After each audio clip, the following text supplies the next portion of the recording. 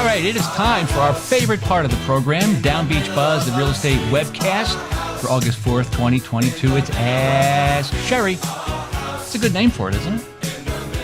It works for me. All right, here's the question. Here we go.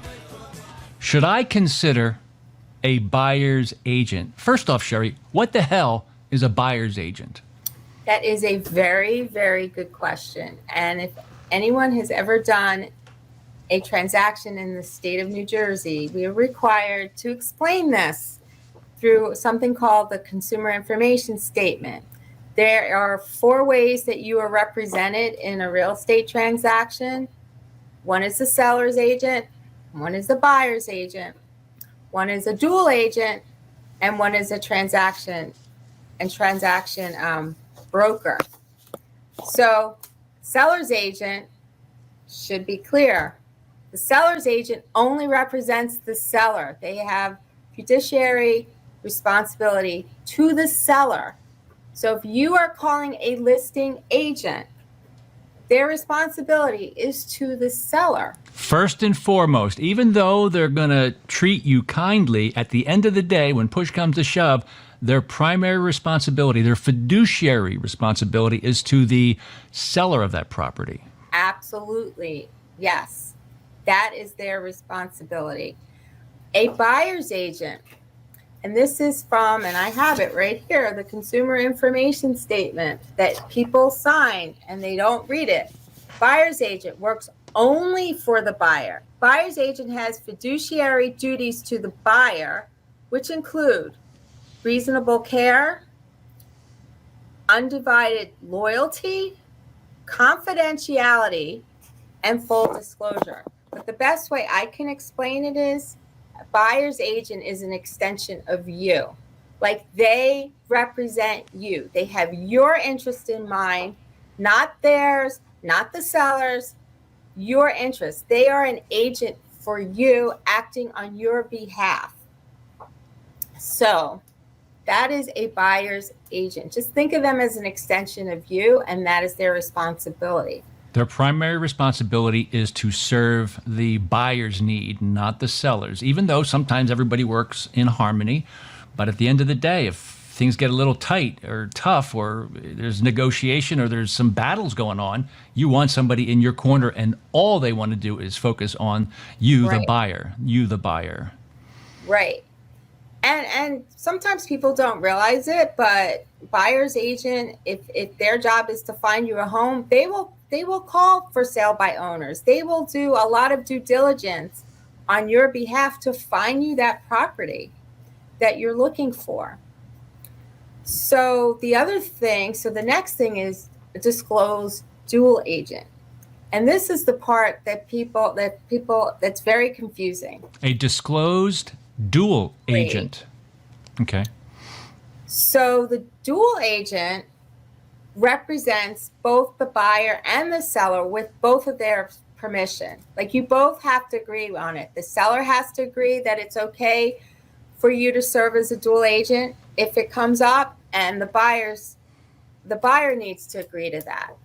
But what happens is, when you're a disclosed dual agent, you can't really properly, I shouldn't say properly, you can't as effectively represent the buyer and the seller the same way, because the seller can tell you something that you can't tell the buyer, and the buyer can tell you something that you can't tell the seller. For example, the seller might tell you, I'm going to list it at this price, but I will settle on another price, a lower price.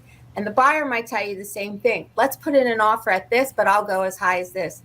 You can't share that information with the other party. You are limited in what you can share. So I personally find it very challenging to be a dual agent, just because when I'm working with someone, I want to do my best job possible. It's very challenging when you have to represent both sides. And another way I can explain it, it's like having an attorney represent the defendant and the plaintiff. You'd never see it. Only in real estate, do you see this dual agency. Lawyers can't do that because you can't. It's hard. Now, one thing people don't realize about dual agency is It's not that individual that's the dual agent. If you have Berkshire Hathaway, for example, listing your property, even though you're working with agent X, it is a Berkshire Hathaway listing, not the agent's listing.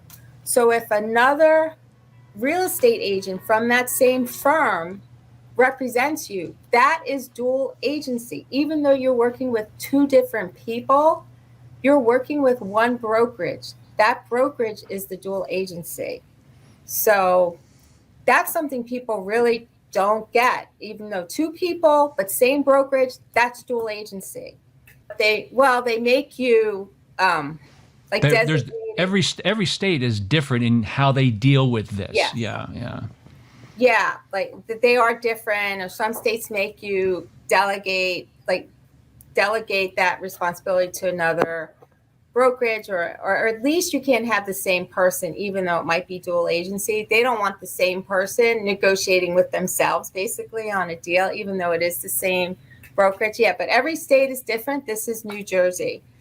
And the whole reason that the state of New Jersey makes us have our clients sign this consumer information statement that explains it, because there were some lawsuits where people would call a listing agent and they assumed that they were being represented, and they weren't, and there were a lot of problems. So that's why it's so important you understand how you're being represented. And that person could be sharing too much information, saying, I could go as high as this, but don't tell anybody that. Maybe they start confiding in that agent, and they forget that it's, at the end of the day, that agent is still really primarily responsible for the seller, first and foremost. Well, if they're the seller's agent.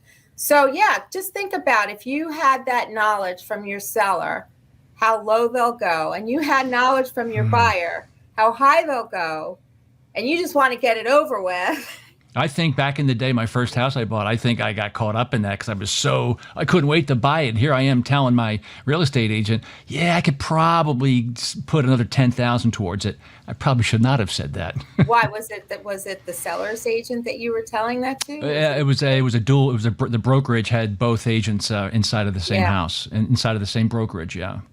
Right. Listen, to be, it doesn't mean that anything's malicious here or that it's underhanded. But at the same time, I think people don't realize that you should have somebody that all they care about is protecting you, and that it's really important. And for some reason, people are afraid to use that word buyer's agent, like it's some kind of a weird kind of a thing. But like you said before, would you have a lawyer that represented the person you were suing, or would you do that? Of course not. You want somebody that all they care about is you and getting a good deal for you. Well, you made a good point. It's not that it's malicious. It's just challenging, because when you know certain information, you have to really put yourself in check all the time. Okay, I'm not allowed to say this. What can I share? It's just you're limited. You're limited in how you can represent each party when you're representing both parties at the same time. So it's just challenging. And is there a bit of a financial motivation to operate and get both sides of that deal? It's a very awkward topic to bring up, but there are financial motivations where people say, listen, we got it all covered. You don't need to bring another realtor in. I can only speak for myself. And it's a tough topic, yes, but Yeah, I can't comment on that, but clearly if there's someone doing both sides, yes, they have more financial incentive to get the deal done that way. In the good old days, and also when people were all local, like we work with very remote clients, buyer's agents used to actually come, especially when there were multiple offers, and present to the seller their offers. Used to make an appointment, and if there were multiple offers, you had one agent after another present their offer. Now that doesn't happen anymore. The state of New Jersey actually has a form that you can present with your offer that gets signed by the seller that they saw your offer. That would be nice to have. It would at least let you sleep at night, because I always get the feeling that sometimes an offer doesn't go through because possibly somebody wants somebody else to get the contract, even if it's for a few less dollars. But that's just me, because I'm paranoid and I'm very emotional, right? Yeah, I mean, if Thank you. Yeah. All right. We saw the rolling of the eyes. That's okay.